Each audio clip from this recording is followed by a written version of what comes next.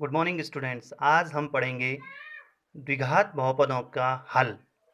तो प्रश्नावली 4.2 का पहला का थर्ड पार्ट है √2x² plus 7x plus 5√2 equal to 0। ये द्विघात बहुपद है, तो इसका हल ज्ञात कीजिए या इस समीकरण के मूल ज्ञात कीजिए, यानी कि x के इसके दो मान आएंगे।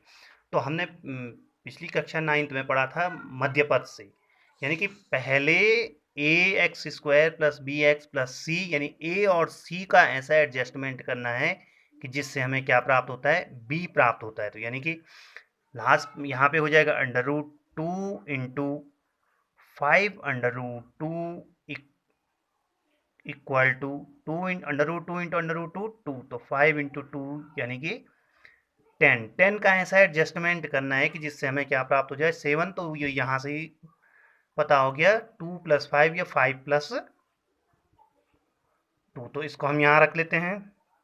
तो हमें प्राप्त हो जाएगा 2x² प्लस 5 + 2x प्लस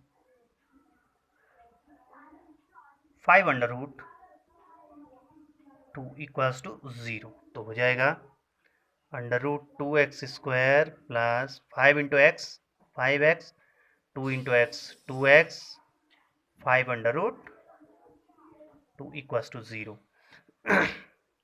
तो यहाँ पे √2x² है, यहाँ पर 5x है, तो √2 यहाँ नहीं है, यहाँ नहीं है, तो ये कॉमन नहीं आएगा। लेकिन x यहाँ है और x यहाँ भी कॉमन है, ये दोनों जगह है, तो x अंदर x आ जाएगा बाहर, कॉमन अंदर बच जाएगा यहाँ पे √2, और x² में से x बाहर निकल गया तो एक x बच गया प्लस 5।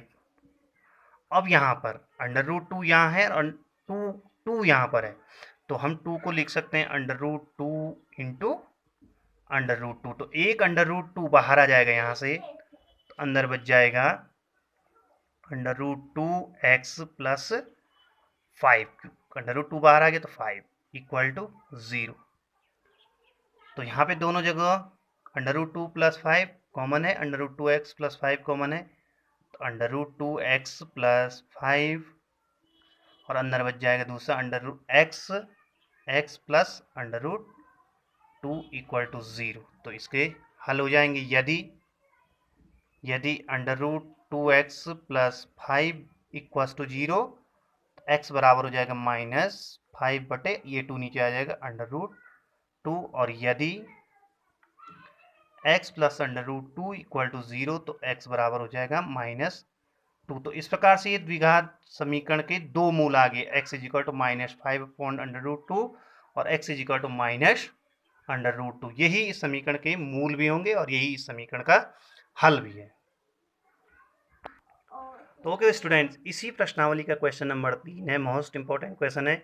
दो संख्याओं का योगफल 27 है व इन संख्याओं का गुणनफल 182 है, तो वो संख्याएं ज्ञात कीजिए। यानी कि माना, अब हम लेते हैं, सॉल्यूशन हो जाएगा इसका। माना पहली संख्या, यदि पहली संख्या हम x मानते तो दूसरी संख्या कितनी हो जाएगी, y नहीं लेंगे यहाँ पे, ये दो चर वाला रेखिक समीकरण नहीं बनेगा यहाँ पे। यहाँ पे हम करेंगे द्विघात समीकरण से। तो दिया हुआ है दो संख्याओं का योगफल 27 है, तो पहली संख्या यदि x है तो दूसरी संख्या, श्योर बात है कि यदि को हमारे पास दो संख्याओं का योगफल 10 है, एक संख्या 6 है तो दूसरी संख्या 10 ऋण 6 यानी कि 4 हो जाएगी। उसी प्रकार दो संख्याओं का योगफल यदि 27 है और पहली संख्या x है, तो दूसरी संख्या हो जाएगी 27 माइनस x हो जाएगी। अब प्रश्नानुसार ये बोल रहा है योगफल तो 27 हो गया, संख्याओं का गुणनफल कितना है, 182 है। प्रश्नानुसार संख्याओं का गुणनफल 182 है। तो यानी कि पहली संख्या x हो गई, दूसरी संख्या 27 माइनस x बराबर 182 हो गया। अंदर गुणा कर लेते हैं, तो 27 गुणा x 27x, धन गुणा गए ऋण ऋण, x गुणा गए x² बराबर 182। इन सबको बराबर के उधर ले जाते हैं तो सबके चिन्ह चेंज हो जाएंगे इधर से उधर जाने में। तो ये हो जाएगा x² धन का हो जाएगा, 27x ऋण का हो जाएगा, और 182 वही है, तो 182 यहीं रह जाएगा। अब यहाँ पे फिर वही द्विघात त्रिपद व्यंजक है, इनका हल करने के लिए ax² plus bx plus c से a इसका गुणांक, x² का गुणांक और अचर पद के गुणय को एडजस्टमेंट करके b लेना है। तो यानी कि यहाँ पर कर लेता हूँ, a गुणा गए 182 बराबर 182। 182 के हम अभाज्य गुणनखंड कर देते हैं, तो सबसे पहले 2 का दे देंगे, 2 9 18, 2 एकम 2।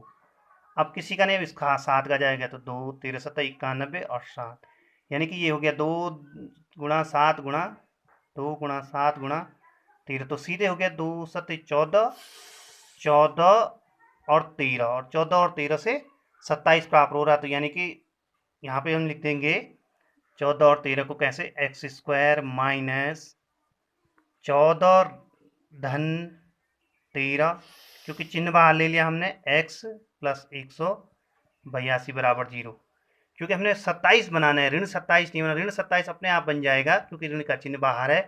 तो 182 के हमने गुणनखंड कर दिए, प्लस 17 प्लस 13 गुणा गए प्लस 14। तो अब अंदर कर लेंगे, x² minus 14x minus 13x plus 182 equal to 0। यहाँ से हम x कॉमन ले लेंगे तो x माइनस 14, और यहाँ से 13 कॉमन लेंगे तो यहाँ पे भी बच जाएगा x माइनस 14, ज़्यादा दिक्कत नहीं आएगी। तो x माइनस 14 दोनों जगह कॉमन है, तो x माइनस 14 और x माइनस 13। अब इसका सॉल्यूशन कैसे होगा, यदि x माइनस 14 बराबर 0 तो x बराबर 14, यानी कि यदि पहली संख्या x बराबर 14 होगी तो दूसरी संख्या हो जाएगी 27 माइनस 14 यानी कि 13। यदि पहली संख्या 14 होगी तो दूसरी संख्या 13 होगी, और यदि x माइनस 13 बराबर 0 तो x बराबर 13, यानी कि यदि पहली संख्या 13 होगी तो दूसरी संख्या क्या हो जाएगी, 27 माइनस 13 यानी कि 14। तो आने की इनका आंसर आ गया, पहली संख्या यदि 14 होगी तो दूसरी संख्या 13 होगी, यदि पहली संख्या 13 होगी तो दूसरी संख्या 14 होगी। और ये बहुत ही इंपॉर्टेंट सवाल है छात्रों। Thanks students.